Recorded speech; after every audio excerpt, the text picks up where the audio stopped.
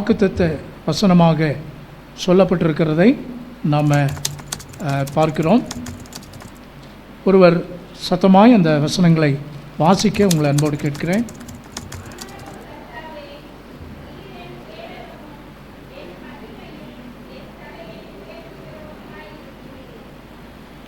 ஆனாலும் கர்த்தாவே, நீர் என் கேடகமும் என் மகிமையும் என் தலையை உயர்த்துகிறவருமாய் இருக்கிறீர். கர்த்தருக்கு மகிமை உண்டாகட்டும். இது என்ன, என்னை சூழ்ந்துள்ளன்னு வந்திருக்கு. பைபிளில் பாருங்கள், அந்த சூழ்ந்துள்ளன்னு வந்திருக்காது, அப்படி தானே? பைபிளில் எப்படி இருக்கு? ஆனாலும் கர்த்தாவே, நீர் என் கேடகம் தான். சரியா? என்னை சூழ்ந்துள்ள அப்படின்னு அடிஷ்னலாக ஒரு வார்த்தை. அது என்ன வேர்ட்ஸன்? NIV-யா? எஸ், ஓகே, சரி, பரவாயில்ல. பைபிளில் நீர் என் கேடகம், என் மகிமை, என் தலையை உயர்த்துகிறவருமாய் இருக்கிறேன். சரி, இந்த சங்கீதம் யாரால் எழுதப்பட்டது என்றால் தாவீதால் எழுதப்பட்டது. இதனுடைய பின்னணி, பேக்ரவுண்ட், எந்த சூழ்நிலையில் எழுதப்பட்டது என்றால், அந்த சங்கீதம் 3 அந்த தலைப்பு பகுதி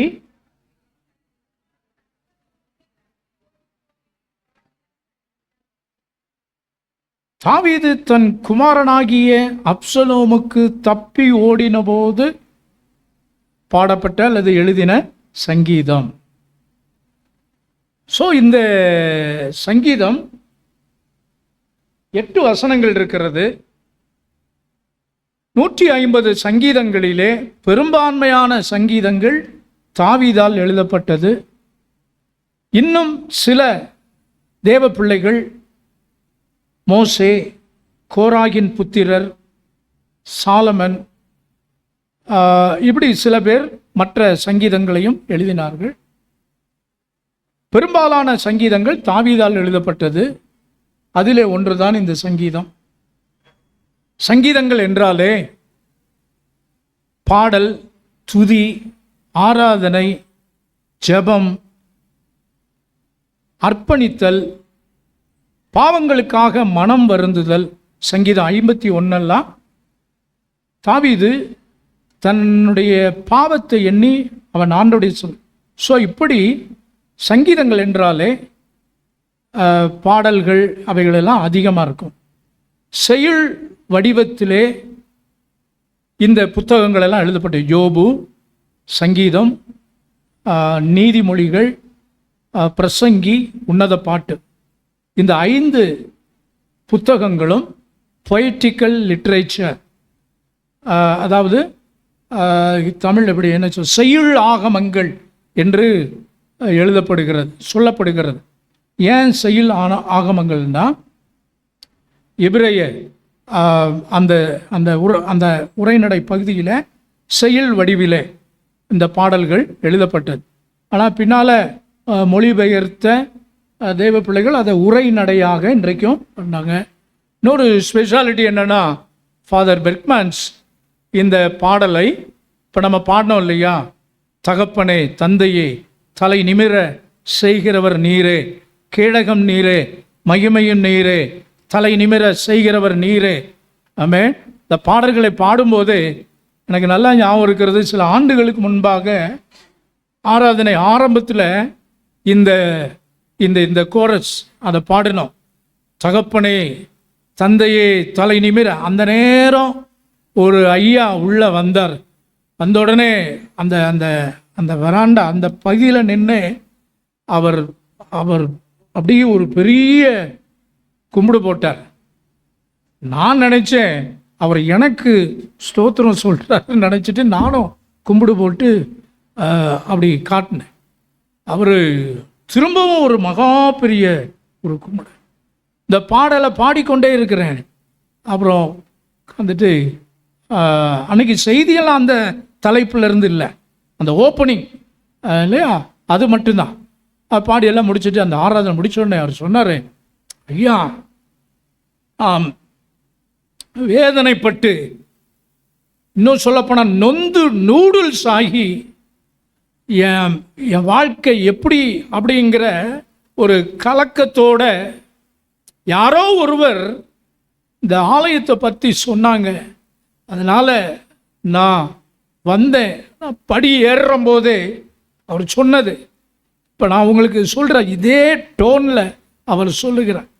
படி ஏறி வர்றம்போது என் மனசெல்லாம் சரி வந்துட்டு இனி எப்படி இருக்க போதுன்னு இப்போ தான் நீங்கள் இங்கேருந்து ஒரு சத்தம் வருது. ஐயா, என் தலையை உயர்த்துகிற தெய்வமே, நான் சரியான ஒரு இடத்துக்கு வந்து நான் அமர்ந்திருக்கிறேன். இன்னைக்கு நான் வந்து பூஸ்ட் சாப்பிட்டது மாதிரி நான் போகிறேன். அருமையான தேவனுடைய பிள்ளைகளே, கர்த்தர் இந்த வார்த்தைகளை அவர் சகலத்தையும் அதனதின் காலத்திலே அவர் நேர்த்தியாய் செய்திருக்கிறார். ஒவ்வொரு மாதம், ஏனென்றால் இது நான் ஏதோ தேடி எடுக்கிறதல்ல, கர்த்தர் உணர்த்துகிற, கர்த்தர் சபை மக்களுக்கு ஆமென் நான் அருளின என் வார்த்தைகள், நான் எதை செய்யும்படி அதை அனுப்புகிறேனோ. ஏசாயா 55 அதான் அவருடைய வசனத்தின் வலிமை. The power of God's word. நிச்சயம் அவருடைய வார்த்தைகள். ஆமென். நீர் என் கேடகம், என் மகிமை, என் தலையை உயர்த்துகிறவர். சபை மக்கள் ஒவ்வொருவரும் இந்த வார்த்தையை ஆன்லைன் வாயிலாக கேட்டுக்கொண்டிருக்கிற வெளியூர்கள், வெளிநாடுகளில் இருக்கிறவர்கள், இந்த சவுதி, இந்த மிடில் ஈஸ்ட் நாடுகளிலே வசிக்கிற தேவ பிள்ளைகளை கர்த்தர் உங்களை பார்த்து, நம்மை பார்த்து சொல்லுகிறார், அவரே நம்முடைய கேடகம், அவரே நம்முடைய மகிமை, அவரே நம்முடைய தலையை உயர்த்துகிறவர். ஷீல்டு, அந்த கேடகம் எப்படி ஒரு மனிதருக்கு பாதுகாப்பு கருவியாக எதிர்வரும் வல்லமைகளை முறியடிக்கிறதாக இருக்கிறதோ, தாவீதிற்கு எதிர்வரும் வல்லமைகளை எப்படி முறியடித்து அவன் ஜெயம் எடுக்க உதவி செய்தாரோ, அதே போல கர்த்தர் நமக்கும் அவர் உதவி செய்யும். கரவலாடுகளின் பின்னே நடந்த அவனை சமஸ்த இஸ்ரவேலுக்கும் ராஜாவாக, அதிபதியாக 40 ஆண்டு காலம் இவன் என் பிரியமுள்ள தாசன், இவன் எனக்கு சித்தமானதெல்லாம் செய்வான் என்று தாவீதை குறித்து சாட்சி சொல்லும்படி ஒரு உயர்ந்த ஸ்தானத்தை மகிமையாய் கர்த்தர் ஏற்படுத்தினார். தலையை உயர பண்ணினார். ஒரு லிப்ட், ஒரு உயர்வு. இனி நீ சோர்ந்து போகிறதில்லை, இனி நீ குறுகி போகிறதில்லை, நீ மனமடிவாகிறதில்லை. வேதனைப்படுத்துவோர், துக்கப்படுத்துவோர், அசட்டை செய்வோர், பிரச்சனைகளுக்கு காரணமாக இருக்கிற மக்கள் உன்னை நெருக்கினாலும், எப்படி தாவீது தன்னுடைய மாமனாகிய சவுல், மகனாகிய அப்சலோம் ஒரு தெள்ளுப்பூச்சியை போல வேட்டையாட துணிந்தாலும், தாவீது மகிமையான அவன் தீர்க்க ஆயுசிலே அவன் மரணமடைந்தான். எதிரிகளின் கண்முன்னே விருந்தை, பந்தியை, சங்கீதம் 23 சொல்லப்பட்டபடி, என் சத்துருக்களுக்கு முன்பாக எனக்கு ஒரு பந்தியை ஆயத்தப்படுத்தி தாவீதை கொல்ல வேண்டும் என்றிருந்த சவுல் தாவீதிற்கு முன்பாக மடிந்து போனான். தாவீதிற்கு விரோதமாக வந்த அப்சலோம். இந்த சங்கீதத்தின் பின்னணி 2 சாமுவேல் 15வது அதிகாரத்திலே இந்த சரித்திரத்தை நாம் பார்க்கிறோம். தகப்பனுடைய ராஜ்யத்தை, அரியாசனத்தை பிடிக்க வேண்டும் என்று சொல்லி அப்சலோம் சொந்த மகன் தகப்பனுக்கு விரோதமாய் எழும்பி வருகிற போதும் கர்த்தர் அப்சலோமினுடைய முடிவு அந்தரத்தில் இல்லையா, கழுதையின் மேல் சேனை வைத்தவன் ஓடி வரும்போது தலைமுடி பாருங்க, அவன் சரீரம் உச்சியிலிருந்து உள்ளங்கால் வரை அவன் அவ்வளவு அழகான சரீரத்தை உடையவன். அவனில் ஒரு பழுதொன்றும் இல்லை. எது அவனுக்கு மகிமையாக எண்ணப்பட்டதோ, தலைமுடி கர்வாலி மரத்தில் சிக்கி கொண்டது, அந்தரத்தில் தொங்குகிறான். அங்கே அவன் கொல்லப்படுகிறான். தேவ பிள்ளைக்கு விரோதமாக எழும்புகிற எந்த ஒரு மனுஷனையும் கர்த்தர் அவர் கண்டு காணாமல் விடமாட்டார். தேவன் சகலத்தையும் அதனதின் காலத்தில் அவர் நேர்த்தியாய் செய்வார். இங்கே தலையை உயர்த்துகிற தேவன் தாவீதினுடைய வாழ்க்கையில் அவருடைய சிங்காசனம் நிலைப்பட்டது. அருமையான தேவனுடைய பிள்ளைகளை, இந்த 3 காரியங்களை கர்த்தர் தாவீதினுடைய வாழ்க்கையில் ஆண்டவர் செய்தார். The Lord helps his troubled people. அதான் அந்த செய்தியினுடைய தலைப்பு. இந்த 8 வசனங்களிலே நாம் கற்றுக்கொள்கிறது என்ன? தேவன் பிரச்சனையோடு இருக்கிற, துன்பத்தை சகிக்கிற, துன்பத்தை அனுபவிக்கிற தம்முடைய பிள்ளைகளுக்கு கர்த்தர் உதவி செய்கிறார், ஆறுதல் செய்கிற 3 வித உதவி. என்ன செய்கிறார்? பாதுகாப்பு கொடுக்கிறார். இன்னைக்கு நான் ஜெபம் பண்ணி இருக்கிறோம் இல்லையா?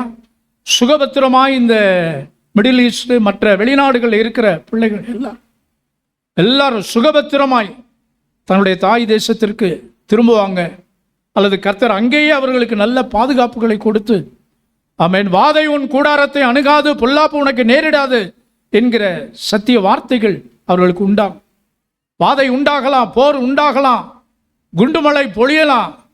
ஆனாலும் எப்படி எகிப்திலே சங்கார தூதன் அங்கே வந்து எகிப்திய ஜனங்களுக்குள்ளே அந்த வாதையை அனுப்பின போது இஸ்ரவேல் மக்கள் தங்களுடைய வீட்டு கூடாரங்களில் ஆட்டுக்குட்டியானவருடைய இரத்தத்தை பூசி இருந்ததினால சங்கார தூதன் நுழைய அங்கே அனுமதி இல்லை. ஆமென். நீங்க எந்த இடத்துல இருந்தாலும், ஆமென், பதுங்கு குழியில இருந்தாலும் கர்த்தருடைய இரத்தத்தின் வல்லமை உங்களை பாதுகாக்கும். ஏனென்றால் அவரே நம்முடைய கேடகம். கேடகம் இஸ் மை ஷீல்டு. நம்மை பறந்து காக்கிற பட்சியை போல அவர் நம்மை பாதுகாக்கிற தேவனாக இருக்கிறார். பிரியமானவர்களே, எப்படியும் அவர் அற்புதம் செய்வார். எப்படியும் அவர் அற்புதம் செய்ய போதுமானவர். சரிங்களா?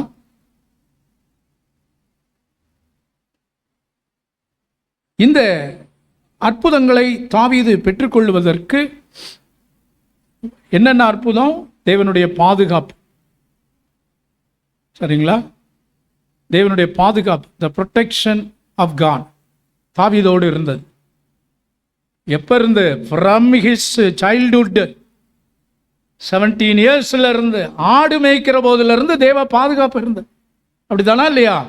ஆடு மேய்க்கிற போது ஒரு விசை சிங்கமும் ஒரு விசை கரடியும் வந்தது. என்கவுண்டர் கரடியோட, சிங்கத்தோட. ஆமென். அப்பொழுது இளம் வாலிபன் இல்லையா? அப்பவே கர்த்தர் அவனோடு இருந்தார், தாவீதோடு இருந்தார், சிங்கத்தையும். அடுத்து கொஞ்ச நாட்கள் ஆனபோது இன்னொரு எதிரி, யாரு? கோலியாத், ஜெயண்ட், ராட்சதன். 9 முழம் உயரம் இருந்தானா. 9 முழம்னா, ஒரு முழம்னா 1.5 அடி. அப்போ 9 முழம்னா கிட்டத்தட்ட 13.5 அடி இல்லையா? ஒரு முழம்னா 1.5 அடி. அப்போ 9 முழம்னா இன்னொரு 4, அப்போ 12 அடி உயரம். எங்க இந்த இந்த இந்த ஃப்ளோர்லேருந்து இந்த ரூஃப் வந்து 12 அடி. என்ன, இவ்வளோ உயரமான ஒரு மனுஷனை கற்பனை பண்ணி பாருங்கள். அவ்வளவு பெரிய ஒரு ராட்சதன், ஜெயண்ட், அவன் நிற்கிறான், கோலியாத். சரிங்களா? தாவீது வந்து சின்ன ஒரு பையன், 17 வயசு இளைஞன், அப்படி நிலையில். ஆனால் கர்த்தர் கைவிடவில்லையே. ஆமென். சத்துரு வெள்ளம் போல வரும்போது ஆவியானவர் அவனுக்கு விரோதமாய் ஜெயக்கொடி ஏற்றுவார். கர்த்தரின் பட்சத்தில் இருக்கிறார். ஆமென். ஆண்டவர் நம்மளோடு இருக்கிறார். கர்த்தர் பாதுகாத்தார். அந்த கோலியாத்தை வீழ்த்திட உதவி செய்தார். அடுத்து அதோட முடிஞ்சதா? இல்லை. Misfortune never comes alone. அதாவது துரதிர்ஷ்டவசமான காரியங்கள் தனியாக வராது, மொத்தமாக வருமா? அப்படிதானே நம்ம வாழ்க்கையில் அப்படித்தானே வருது. ஒன்றும் கொத்து கொத்தா வருதியா. தொல்லைகள், கஷ்டங்கள் எல்லாம் சேர்ந்து வரும். தொல்லை கஷ்டங்கள் சூழ்ந்து கொண்டாலும் என்ன, எரிகோ கோட்டை எதிர் நின்றாலும், இப்படியெல்லாம் மொத்தமாக வருகிறது. அடுத்து யார் வந்தா? சவுல், இஸ்ரவேல் செய்ய சொந்த ரிலேட்டிவ். அருமையானவர்களே, சொந்தத்தில் இருந்தும் நமக்கு என்ன வரலாம்? உபத்திரவங்கள் வரலாம். யாராவது சொல்றீங்களா வரவே வராதுன்னு? இல்லை, அங்கிருந்தா முதல்ல வரும். சரியா? அங்கிருந்தா முதல்ல. ஒரு மனுஷனுக்கு சத்துரு அவன் வீட்டாரே. அதில் இந்த நார்கள் இருக்காங்க பாருங்க. நார்கள், மாமனார், மாமியார், நாத்தனார், கொழுந்தனார், சித்தப்பாமார், சித்திமார், அத்தைமார். இந்த மார்கள் நம்மளை உண்டு இல்லைன்னு ஆக்கிரும். சரியா? இந்த மாமனார், மருமகன், நம்ம சொந்தம் மகளுடைய வாழ்க்கை பாதிக்குமே. அவனை கொண்டுட்டான்னா யார் விதவை ஆயிடுவான்? தம் மகள் தானே. அதெல்லாம் நினைக்கல. இந்த துஷ்ட மனுஷர்களுக்கு எந்த சிந்தையும் இருக்காது. அவனை அவனை அவனை அவனை காலி பண்ணணும். அதுதான். அப்படிப்பட்ட சிந்தையுடைய சவுலுக்கே கர்த்தர் என்ன பண்ணார்? தப்புவித்தார். ஒன்றை கவனியுங்கள். தாவீதினுடைய வாழ்க்கையில் கோலியாத் வந்தான் எதிராய். ஆண்டவர் ஒரே நாளில் கோலியாத்தை ஜெயிக்க தாவீதிற்கு உதவி செய்தார். சவுல் நீண்ட காலமாய் தாவீதோடு அது யுத்தம் நடந்து கொண்டே இருக்கு இல்லையா? Long time suffering. கோலியாத்தோடு ஷார்ட் டைம். கர்த்தர் அனுமதிக்கிற லாங் டைமோ ஷார்ட் டைமோ கர்த்தருடைய கரத்தில் அதற்கு ஒரு நோக்கம் இருக்குதுங்க. தாவீதை உயர்த்துவதற்கு அந்த ஷார்ட் டைம் கோலியாத் அப்போதான் என்கவுண்டர். அப்பாட்ட இருந்து பொருட்களை வாங்கிட்டு சகோதரர்களை பார்க்க வருகிறான். மேபி ஃபியூ ஹவர்ஸ் வந்து பார்த்து கொடுத்துட்டு உடனடியாக போகாமல் அங்கே உடனே ஒருத்தன் வந்து சத்தம் போடுறான். ஓ ஜனங்களே வாங்க, சண்டைக்கு வாங்க, எங்கள் எல்லாம் ஒருத்தன் இருக்கிறான் கோலியாத். இது கேட்குறான் தாவீது. பக்கத்தில் ஒன்றை கேட்குறான், என்ன சொல்கிறாங்க, என்ன நடக்குது இங்கே? அப்போ விளக்கி சொல்கிறாங்க. அப்போ அன்னைமார் வந்து சொல்கிறான், போடா நீ ஒரு சின்ன பையன், ஆடுகள்லாம் விட்டுட்டு இங்கே வந்திருக்கியா போன்னு விரட்டுறாங்க. ஆனாலும் தாவீதிற்கு ஒரு உணர்வு இல்லை. ஏன்னா ஒரு நோக்கத்தோடு கர்த்தர் அனுப்பியிருக்கிறாரு. ஆகவே இந்த வாய்ப்பை நான் தவற விட மாட்டேன் அப்படின்னு இனி நேராக சவுல்கிட்ட கூட்டுப்போம், ராஜாட்ட கூட்டு. நான் போகிறேன், இவனுக்கு ஒரு விஷயம் சிங்கம் கரடி எல்லாம் எதிர்த்து வந்த சொல்லி நான் அனுப்புகிறாங்க. போகிறான். நீ நிந்திக்கிற இஸ்ரவேலின் சேனைகளின் தேவனாகிய கர்த்தருடைய நாமத்தை கொண்டு உனக்கு எதிராக நான் வருகிறேன்னு சொல்லி கோலியாத்தை ஜெயித்து விடுகிறான். சவுல் கொன்றது 1000, தாவீது கொன்றது 10000 என்று சொல்லி அவனுக்கு உடனடியாக ஒரு லிஃப்ட், ஒரு உயர்வு கிடைக்கிறது. சிங்காசனத்திற்கு எடுத்து செல்லப்படுகிறான். பாருங்க, அந்த உயர்வுக்காக கர்த்தர் அந்த குறுகிய கால வெற்றியை அனுமதிக்கிறார். கர்த்தர் தான் அதை செய்தார். ஆனால் சவுலை ஆண்டவர் தாவீதை எதிர்த்த ஒரே நாளிலே ஆண்டவர் சவுலை காலி பண்ணிடல. சில ஆண்டுகள் ஆனது. என்கவுண்டர் நடந்துகிட்டே இருக்கு. தாவீதை தேடி சவுல் என்னென்ன பிரயத்தனம் எல்லாம் பண்ணுகிறான். அவனுடைய மகன் யோனத்தானே தாவீதிற்கு எவ்வளவு சப்போர்ட்டா இருந்து அவன் செய்கிற தந்திர ஆலோசனைகள் எல்லாம் தெரிவிக்கிறான். அதான் நல்ல ஒரு க்ளோஸ் ஃப்ரெண்டினுடைய ஆட்டிடியூடு. அப்படியெல்லாம் செய்கிறான். தாவீதை சவுல் தொட முடியவே இல்லை. ஆனால் சவுலை கொல்லும்படியான ஒரு பெரிய எத்தனையோ சந்தர்ப்பங்கள் இல்லையா? நீங்கள் 1 சாமுவேல் 2 சாமுவேல் இதெல்லாம் படிச்சுட்டு இருந்தீங்கன்னா தெரியும். ஆனால் ஒரு காலகட்டம் வந்தது. ஒவ்வொரு முறையும் தாவீது சவுலை மன்னித்தான். கடைசியில் அமலேக்கியர் கையினாலேயே சவுல் மரணம் அடையும்படி, அது மட்டுமல்ல, அவனுடைய மரணம் கொலை அண்டு தற்கொலை, மர்டர் அண்ட் சூசைட். என்ன செய்யணும், எதிராளிகள் தன்னை நெருக்கும் போது அவங்க கையில் விழுந்து சாகக்கூடாதுன்னு சொல்லிட்டு ஈட்டியை நட்டு அதன் மேலே விழுகிறான். ஆனாலும் உயிர் உடனே போகலை, ஊசலாடிக்கிட்டு இருக்குது. அந்த நேரத்தில் ஒரு அமலேக்கியன் ஒருவன் வருகிறான்.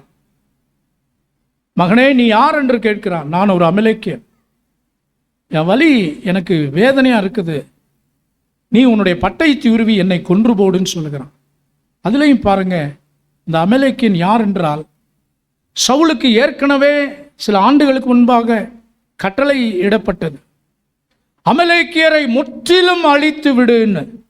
கேட்கல, கொஞ்சம் ஸ்பேர் பண்ணி ஆடு மாடுகளையும் மிருக ஜீவன்களையும் சில நல்ல வீரர்களையும் ஸ்பேர் பண்ணி நம்ம நாட்டுக்கு உதவியாக இருக்கும்னு சொல்லி வச்சான்.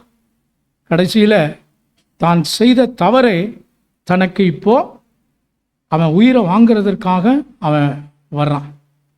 கடைசியில் அவன் வாள் எடுத்து இவனை வெட்டுகிறான், சவுல் மரிக்கிறான். ஆண்டவர் ஏன் சவுலை நீண்ட காலமாக தாவீதிற்கு இடைஞ்சல் கொடுத்து கொண்டே அவன் இருக்க அனுமதித்தார் என்றால், தாவீதை உருவாக்குவதற்கு. தாவீது இன்னும் உருவாகணுங்க, அவன் இன்னும் டெவலப் ஆகணும், உருவாக்குவதற்கு. அருமையான தேவனுடைய பிள்ளைகளே, சில தொந்தரவுகளை, சில நெருக்கங்களை, சில உபத்திரவங்களை நீங்களும் நான் அனுமதிக்கலாம்.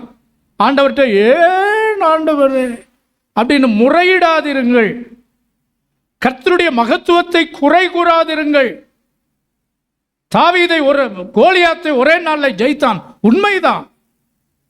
அவனை உயர்த்துவதற்கு அந்த நேரத்திலே அவனுக்கு ஒரு உயர்வு உடனடியாக தேவைப்பட்டது. கர்த்தர் கோலியாத்தை பயன்படுத்தினான்.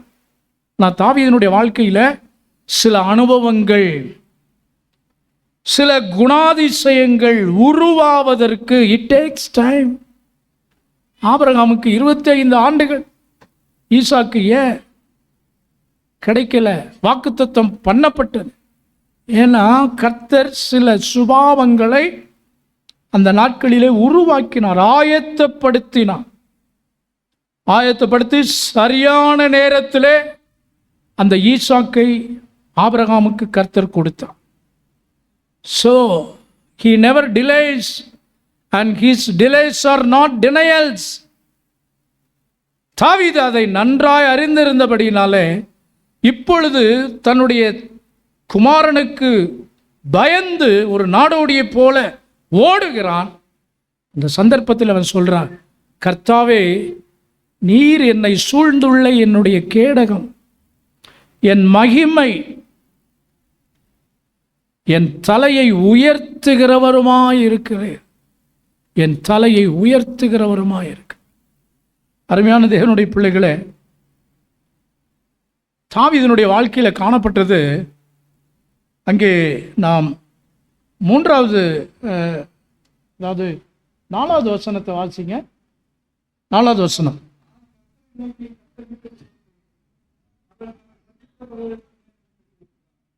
முதலாவதாக தாவீது இப்படி சொல்லுவதற்கு காரணம், தாவீதினுடைய வாழ்க்கையில் காணப்பட்ட ஜெப ஜீவியம், பிரேயர் லைஃப். நான் கர்த்தரை நோக்கி, he cried unto God, தேவனை நோக்கி அவன் அபயம் எடுக்கிறான், கூப்பிடுகிறான். ஆபத்து காலத்தில் என்னை நோக்கி கூப்பிடு. அவனுக்கு பாருங்க, இந்த துன்பமான கட்டத்திலே மட்டுமல்ல, எப்பொழுதும் கர்த்தரை நான் எப்பொழுதும் எக்காலத்திலும் ஸ்தோத்தரிப்பேன், அவர் துதி எப்போதும் என் வாயில் இருக்கும். அதான் நம்முடைய ஆட்டிடியூடா இருக்கணும். பிரச்சனை வரும்போது கர்த்தரை தேடுறது, நல்லா இருக்கிற போது ஆண்டவரை விட்டு விடு, அப்படி அல்ல. நல்லா இருந்தாலும் சரி, அதற்காக கர்த்தரை துதிக்க. யோபு அப்படித்தானே, அவன் பிரச்சனை வர்றதற்கு முன்பாகவே நல்லா புசித்து குடித்து சந்தோஷமா இருக்கிற போதே பிள்ளைகளெல்லாம் கூப்பிட்டு கான்சன்ட்ரேட் பண்ணுறான்.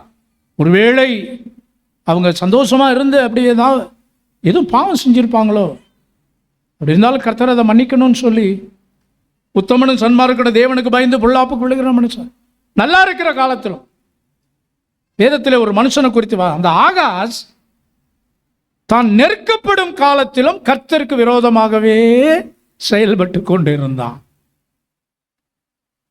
புவர் கஷ்டம், இதெல்லாம் தேராது.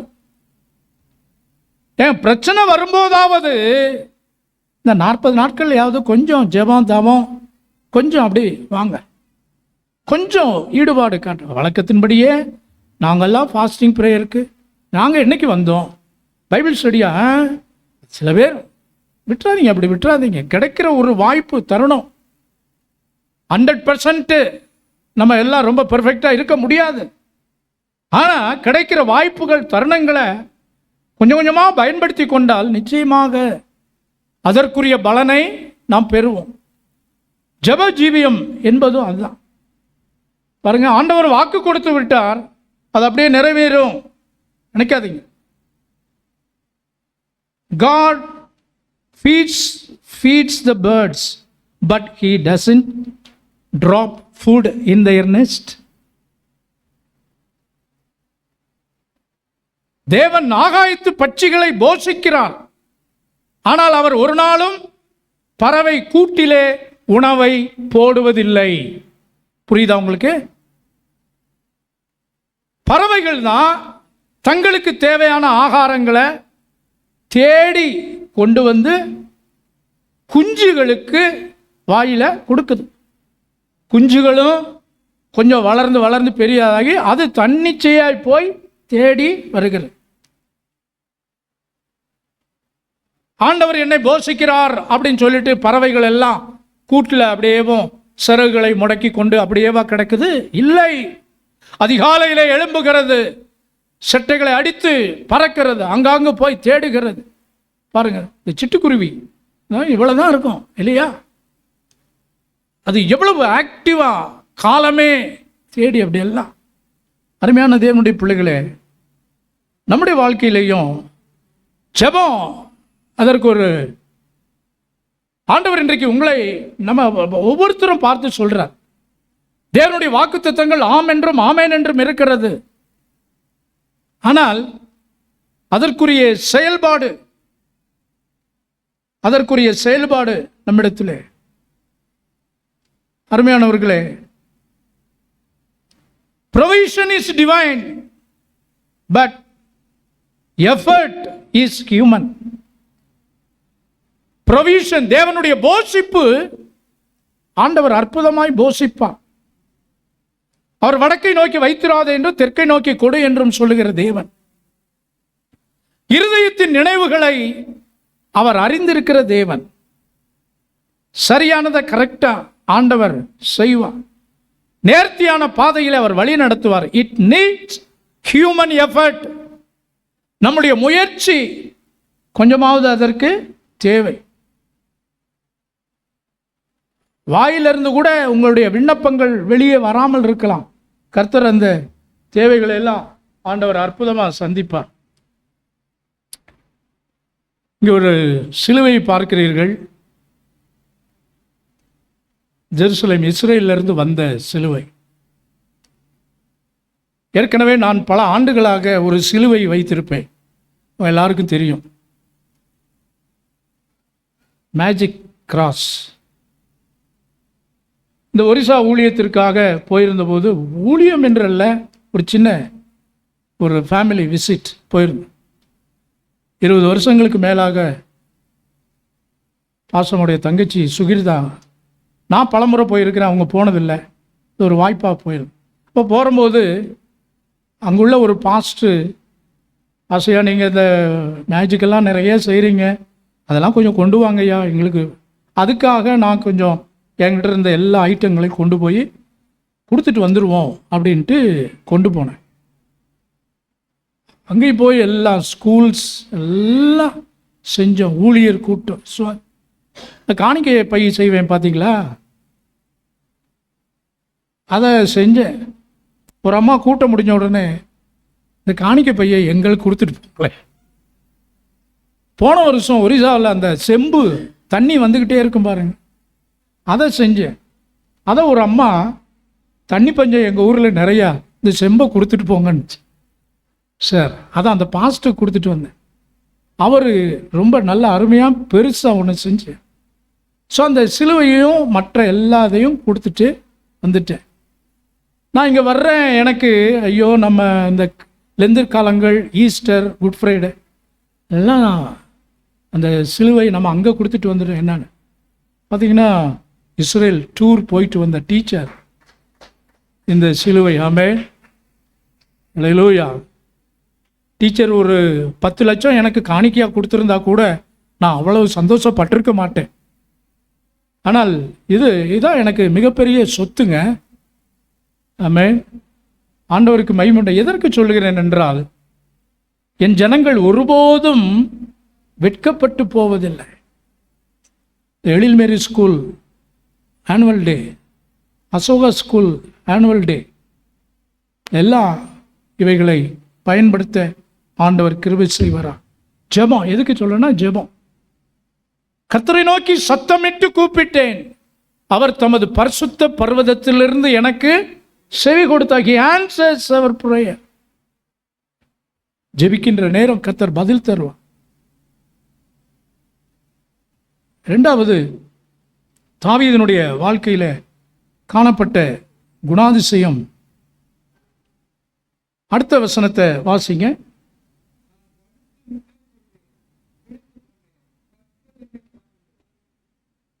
நான் படுத்து நித்திரை செய்தேன், விழித்துக் கொண்டேன், கர்த்தர் என்னை தாங்குகிறார். இங்க தன்னுடைய விசுவாசத்தை அவர் பிரகடனப்படுத்துகிறார். He proclaims his confidence, his faith in God. முதலாவது he prays to God. இரண்டாவது he proclaims his faith. தைரியமா சொல்ல, நான் படுத்து நித்திரை செய்தேன், விழித்துக் கொண்டேன், கர்த்தர் என்னை தாங்குகிறார். அந்த ஒரு நம்பிக்கையும் திட விசுவாசமும், உம்மை உறுதியாய் பற்றி கொண்ட மனதையுடையவன் உம்மையே நம்பி இருக்கிறபடியினால் பூரண சமாதானத்துடன் அவனை காத்து கொள்ளுவே. உன் நம்பிக்கை வீண் போகாது, நிச்சயமாகவே முடிவு உண்டு. நெகட்டிவான காரியங்களுக்கு இடம் கொடாதீர்கள், விசுவாசியுங்கள். விசுவாசிக்கிறவனுக்கு எல்லாம் கூடும், தேவனால் கூடாத காரியம் ஒன்றுமே இல்லை. யோபு 2:9, யாக்கோபு 4ஆம் அதிகாரம் 10வது வசனம். கர்த்தருடைய ஆவியானவர் சொல்லுகிற வார்த்தைகள். நம்பிக்கை வீண் போகாது, நிச்சயமாகவே முடிவு உண்டு. பாருங்க, இன்னும் உத்தமத்தில் உறுதியாய் நிற்கிறீரோ? யோபினுடைய மனைவி கேட்கிறான், என்னையா இவ்வளவு பாடு கஷ்டம் வந்திருக்கு, நீ இன்னும் உன்னுடைய உத்தமத்தில், விசுவாசத்தில், நம்பிக்கையில் சோர்ந்து போகாதீங்க, சோர்ந்து போகாது. சத்ருவினுடைய is looking for a chance, எப்படா கீழே விழ தள்ளலாம், எதையாவது கொண்டு வந்து எதையாவது அப்படி இல்லை, சறுக்கி விடாதீர்கள், விசுவாசத்தை விட்டு விடாதீர்கள். பிசாசு அப்படியே அப்படியே சந்தர்ப்பம் தேடிக்கொண்டே இருப்பான், அதுக்கு இடம் கொடுத்து விடாதீர்கள். அடுத்து நம்ம வாசிக்கிறோம் யாக்கோபு 4ஆம் அதிகாரம் 10வது வசனத்தில்,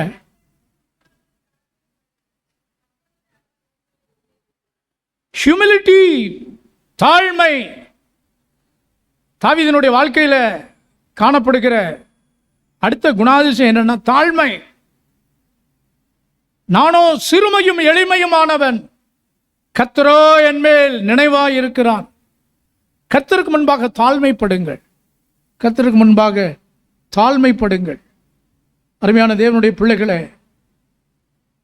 தேவன் உயர்த்துவார், தாழ்மை உள்ளவர்களுக்கோ தேவன் கிருபை அளிக்கிறார். கிருபை.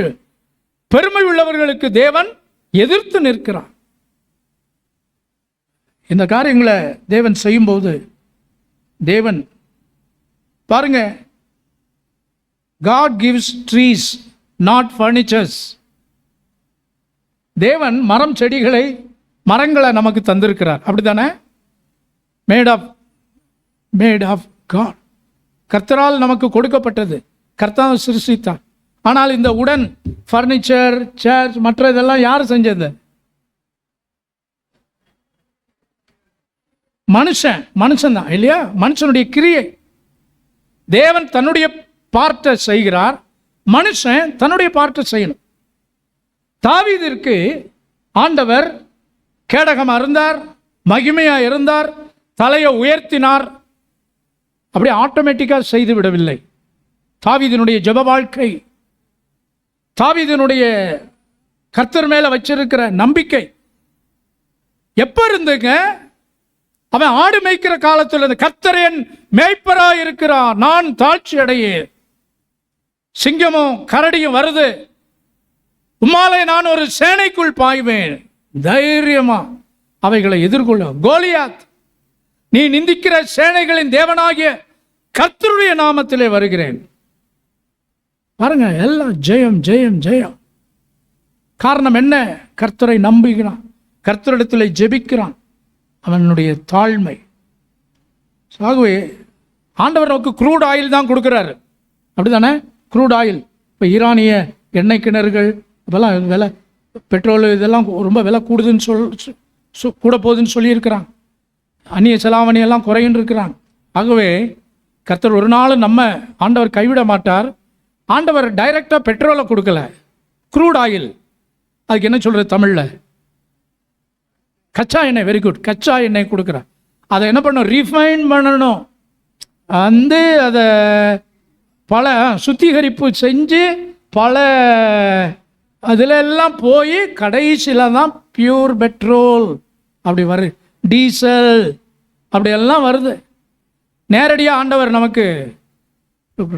பேதுரு வெறுமையான படகை ஆண்டவர் நிரப்பினார். கரைக்கா மீனை கொண்டு வந்தார்? இல்லை. கோ காஸ்ட் யுவர் நெட். ஆண்டவர் சொல்றாரு. ஆண்டவர் உங்களுக்கு வாக்குத்தத்தம் கொடுத்துருக்கிறாருங்க, நிறைவேற்றுவார். எப்படி? ஆண்டவர் சொல்றாரு, போ ஆழத்திலே உன் வலையை போடு, காஸ்ட் யுவர் நெட். நிறைய பேர் இன்னும் வலை போடாமல் இருக்கிறீங்க, முயற்சி பண்ணாமல் இருக்கிறீங்க. அதனால தான் ஆண்டவருடைய வாக்குத்தத்தங்கள் இன்னும் நிறைவேறல. காஸ்ட் யுவர் நெட், வலையை போடுங்க, ஆண்டவர் நிரப்புவார். God specializes in raw materials. It is our responsibility to make it. Sometimes we pray for finished products while heaven has already supplied all raw materials. ஆண்டவர் நமக்கு தேவையான சகலவற்றையும் படைத்திருக்கிறார். க்ரூட் ஆயில், ட்ரீஸ், ஏன்னா இப்படி எல்லாம் நாம் என்ன செய்யணும்? அருமையான தேவனுடைய பிள்ளைகளை, தேவன் நமக்கு எல்லாமே அவர் ஆயத்தப்படுத்தி வச்சிருக்கிறார். ஆமென். ஆண்டவருடைய சமூகத்தில் இந்த 3 காரியங்களில் இந்த மாதத்தில் நாம் வளருவோம். ஆண்டவர் நம்மை பலப்படுத்துவார். நாம் யாவரும் எழுப்பி நிற்போம். கர்த்தருடைய பந்திக்கு நாம் ஆயத்தமாகிறோம். நான் ஏற்கனவே சொன்னது போல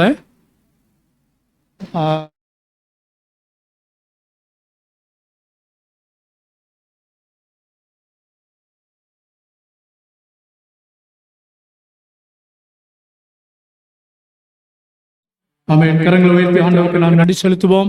அல்லேலூயா. தொடர்ந்து சொல்லப்பட்ட ஜெப குறிப்புகளுக்காக தொடர்ந்து ஜெபம் பண்ணுவோம்.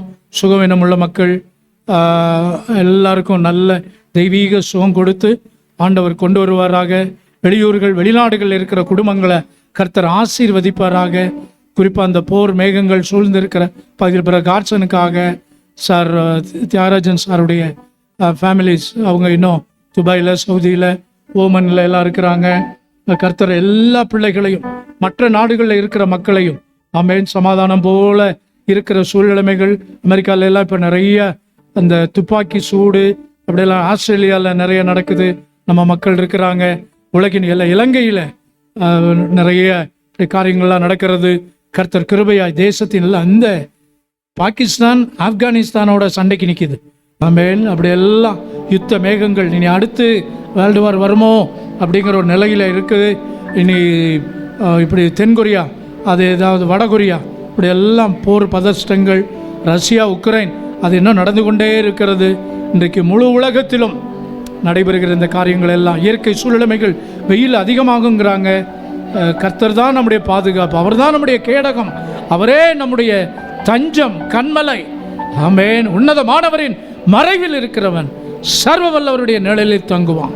அவரே நம்முடைய நம்பிக்கை, கோட்டை, அரண், பலத்த துருகம். ஆமென். நீதிமான் அதற்குள் ஓடி சுகமாய் தங்குவார். கர்த்தர் நாட்களில் ஆண்டவர் மகிமையான கிரியைகளை, வயது முதிர்ந்தவர் தாமசங்களுக்காக தொடர்ந்து நாம் ஜெபம் பண்ணுவோம், பிளெஸ்ஸிங்காக ஜெபம் பண்ணுவோம்.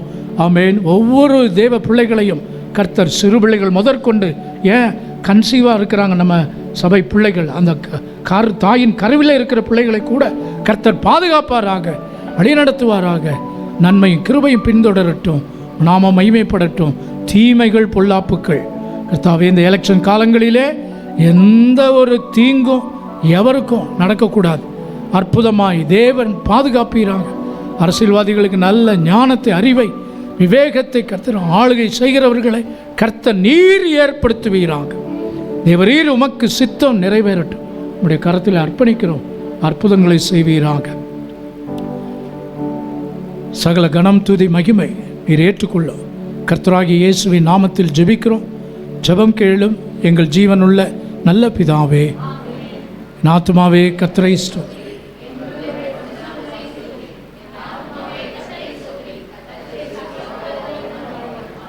ஆமென். நம்முடைய கர்த்தராகிய இயேசு கிறிஸ்துவினுடைய கிருபை, பிதாவாகிய தேவனுடைய அன்பு, பரிசுத்த ஆவியானவர் அந்யோன்ய ஐக்கியம், சந்தோஷ சமாதானம் நம் அனைவரோடும், தேவனுடைய பிள்ளைகள் யாவரோடும் அவருடைய வருகை பரிந்தும் இருப்பதாக. ஆமேன், ஆமேன், ஆமேன். கர்த்தர் உன்னை ஆசீர்வதித்து உன்னை காக்க கடவர். கர்த்தர் தமது முகத்தை உன்மேல் பிரகாசிக்க பண்ணி உன்மேல் கிருபையாக இருக்க கடவர். கர்த்தர் உனக்கு உன்மேல் கிருபையாக இருந்து பிரசன்னமாக்கி உனக்கு சமாதானத்தை கட்டளையிட கடவர் என்பதை. ஆமேன், ஆமேன், ஆமேன். எல்லாருக்கும் ஸ்தோத்திரம். கர்த்தர் உங்களை ஆசீர்வதிப்பார். சார், ரொம்ப நன்றி சார். வந்தவர் எங்களுக்கு ரொம்ப ஆசீர்வாதம்.